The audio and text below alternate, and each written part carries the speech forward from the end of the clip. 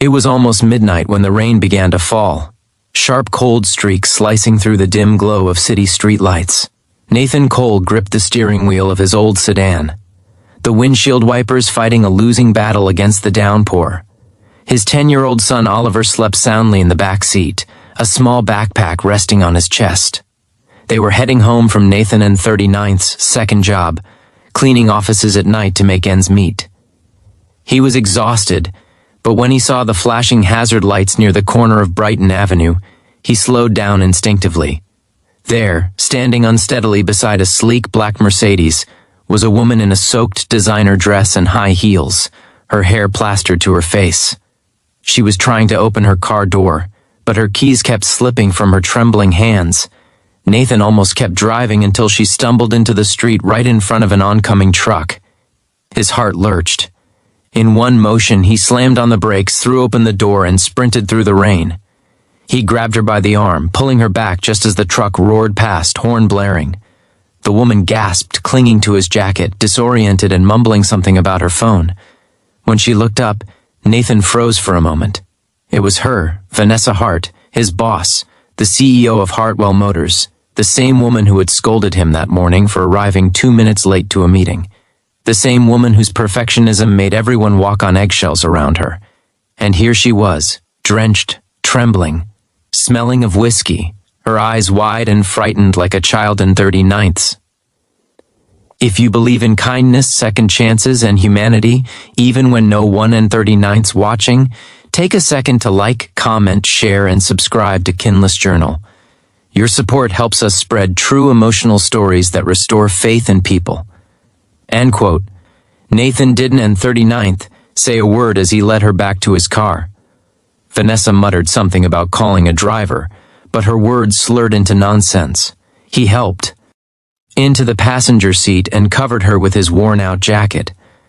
Oliver stirred in the back seat, blinking sleepily. "Anquat, Dad, ON 39th's that lady?" "Anquat?" he asked softly. "Anquat." Nathan smiled faintly. "Anquat, Anquat, someone who needs a little help tonight. Anquat, Anquat, buddy. Anquat." When they reached her address, an elegant mansion on the edge of town, she could barely walk. Nathan carried her umbrella, guiding her carefully up the marble steps. Her eyes were glassy but grateful. "Anquat, you shouldn't in 39th have Anquat," she murmured before collapsing onto the couch. He turned off the lights, made sure she was safe, and quietly left. He didn't in 39th expect her to remember. People like Vanessa lived in another world, where kindness was a press release, not a way of life. He knew that come morning, she and 39th D returned to her sharp tone and dismissive eyes, pretending the night never happened. But he was wrong. The next morning, as Nathan entered the Hartwell Motors lobby, the air was unusually tense. Whispers followed him as he walked toward the maintenance desk. Then the elevator doors opened and out stepped Vanessa. She looked different today, composed, yes, but her gaze was softer, her voice lower. "Mr. Cole," she called out. Every head turned. Nathan stopped uneasy. "Anquat, Mom, Anquat," she approached him slowly, the click of her heels echoing across the marble floor. "Anquat, my office," now inside her glass-walled office. "Anquat." She closed the blinds and exhaled, her usual confidence cracking for a moment. "Anquat, you helped me last night. Anquat," she said quietly. "Anquat, you didn't in 39th have to. You could have left me there, but you didn't in 39th. Anquat." Nathan hesitated. Anyone would have done the same, but she shook her head. "Anquat, no, not anyone. Anquat." Her eyes softened, truly seeing him for the first time. "You saved my life, Mr. Cole, and I don't in 39th even remember saying, 'Anquat, thank you.'" Anquat, he didn't in 39th know how to respond. He simply nodded, murmuring that he was glad she was safe. She studied him for a long moment before asking, "Anquat, you have a son, don't in 39th, do you, Oliver?" "Anquat." Nathan blinked. "Anquat, how do you?" "I checked your file, Anquat," she admitted. "Anquat, you in 39th, they've been working double shifts, maintenance by day, janitorial by night. I never noticed before." For the first time she smiled, a real one, fragile but sincere. IN 39th, I'm sorry for how IN 39th treated you. I was blind. The rest of the day felt surreal. Word spread through the company that the CEO herself had invited the maintenance worker into her office. Some said Nathan was getting fired. Others whispered he and 39th saved her from something dangerous. By lunchtime, Vanessa had ordered a full-paid day off for Nathan, insisting he take Oliver somewhere nice. But Nathan couldn't in 39th shake the memory of her trembling in the rain. Something about that night told him her pain wasn't 39th, just alcohol. It was loneliness. The kind of loneliness that came when success built a wall around your heart. The next day, Vanessa appeared in the garage, the one Nathan managed on weekends. She wore jeans and a plain white blouse, her hair tied back. Need a hand? And quote, she asked, startling him. He wiped the grease from his hands, puzzled. And quote, you in 39th? Are serious? And quote, she nodded. And quote, you helped me when I was falling apart. Let me help you keep things together.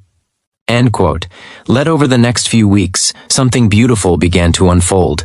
Vanessa started spending time at the garage, not as the CEO, but as Vanessa, the woman, rediscovering her heart. She brought coffee, clean tools, and listened to Oliver and 39th's endless stories about cars and superheroes. The boy adored her, called her, Anquat, Miss Fifth Anquat. Nathan tried to keep his distance, but he couldn't in 39th deny the warmth that her presence brought.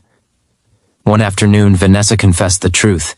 Anquat, the night you found me, Anquat, she said, sitting on a toolbox. Anquat, I wasn't in 39th, just drunk. I was trying to forget that I just lost my father. We fought. Before he passed, and I never said goodbye. Anquat, her voice cracked, tears filling her eyes. Anquat, you pulled me out of more than just a street, Nathan. You pulled me out of a dark place I didn't 39th think I could escape. Nathan felt his throat tighten. You and 39th are stronger than you think, Vanessa. She smiled weakly. No, I just met someone who reminded me what strength really looks like. Their connection deepened with each passing day. Vanessa found joy in small things again. The smell of engine oil, Oliver and 39th, laughter, Nathan and 39th, quiet jokes. She began using company funds to start a program called Hartwell Hearts, offering single parents job flexibility and scholarships for their children. When she announced it, she credited a man who believed in kindness when no one was watching. That man standing in the back of the hall tried not to cry, but life as always wasn't 39th, done testing them. A week later, Nathan was offered a position in another city. Better pay, better hours. It was the chance he and 39th prayed for, but it meant leaving behind the woman who changed his life as much as he and 39th changed hers. The night before his decision, Vanessa came to the garage one last time. The setting sun painted her face in amber light. So, she said softly, "You and 39th are leaving?" He nodded. "I 39th's for Oliver. He deserves a better future." She stepped closer. "You and 39th've already given him one. You gave me one too." Her eyes shimmered, but she didn't 39th cry. "Promise me something, Nathan. Don't in 39th ever stop being who you are. The man who saves people even when they don't in 39th deserve it." He wanted to speak, to say the words that burned inside him, but instead he just smiled and said, "Anquat, take care of yourself, Miss Fifth Anquat." As he drove away the next morning, Oliver looked out the window and waved. Vanessa stood outside the garage holding the same umbrella Nathan had used that rainy night. She didn't 39th move until his car disappeared from sight. Months later, a letter arrived. At Nathan and 39th, new home. Inside was a photo. Vanessa and a group of employees standing beneath a new sign that read the Coal Initiative. Because Keenest saves more than just lives. Below it, in Vanessa and 39th's handwriting, and quote, "You didn't 39th, just save me that night. You changed who I am. Thank you for not pretending to forget." End quote. Nathan held the letter for a long time, then placed it beside Oliver and 39th, drawing on the fridge a picture of their old garage. The words, "and quote, second chances start here," and quote, written in a child N39's scrawl. He smiled, tears glistening in his tired eyes. Anquad, sometimes fate doesn't N39th need grand gestures, just a quiet act of kindness on a rainy night that changes everything. If this story touched your heart, please like, share, and subscribe to Kindness Journal. Every click helps us share more true stories of hope and redemption with the world. Special request, comment below. I believe in second chances. If you think kindness still has the power to change lives,